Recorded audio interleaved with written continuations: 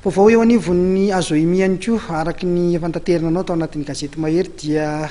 tsy tanteraka ny fifidianana izay filohan'ny Azoimy izay any marimarina koa dia nofoanany ministera mihitsy ity fifidianana ity no ny zavatra maromaro tsy mandeha ao anatin'izany ka misy ny lamina vaovao tokony apetraka hoy ny ministra izay vao irsona ny fifidianana ho an'ny komity mpanohana ny kandida Ranimerso Oliva dia makato tanteraka izay fanapahan-kevitry ny ministera izay izy ireo. Tika tsy afaka miala amin'ny lalàna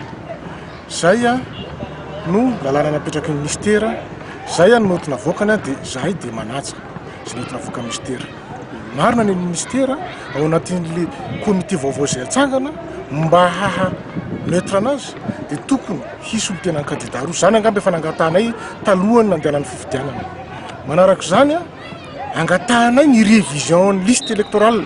satria tany ny viany olana indrindra ho any Antananarivo izay nanjavozavo ary azo lazaina fa ny intelo niova liste électorale tonga aty aminay ary le farany fidianana dia tsy anananay tsy fantatrinay moa ny antony fa dia izay manokana dia averiko eto fa manaja ny lalàna misy eto ny tany sy ny fanjakana ary vonona hiatrika ny fifidianana izay atao manaraka eo fa ny angatahanay fotsiny mba atao faran'izay aingana ny fifidianana satria mandeha ny fotoana. Ho an'ny kandidato anareo manokana ina ny heverinareo hoe zavatra tokony hovaina sy ho entina zava-baovao izany ao anatin'ny fitantanana Azoimy raha nareo no tonga eo amin'ny toerana indray? Ngeza be ary betsaka ny zavatra tokony jerena momban'ny Azoimy izany hoe ny azoko lazaina angamba fa raha izany ivalaparana eto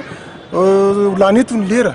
fa tena hoavana ary samby hafa mihitsy amin'izay Azoimy niainantsika izay raha nahita moa za tsy ny teny hoe tsara na ratsy ny tany fa raha nahita ny zavatra niainantsika tany Amazonga raha nahita ny zavatra niainantsika tany Manakara raha nahita ny zavatra niainantsika tany Tamatavy tsy hijanona amina resaka compétition fotsiny tsika fa misy asa hafa tokony atao ho an'ny fonctionnaire tsirairay fa tsy hoe ho an'ny fonctionnaire mahay baolina rery ihany tsy ho an'ny fonctionnaire teneny tiako lazaina zany hoe fonctionnaire hoe tia baolina dia anao an'izao fa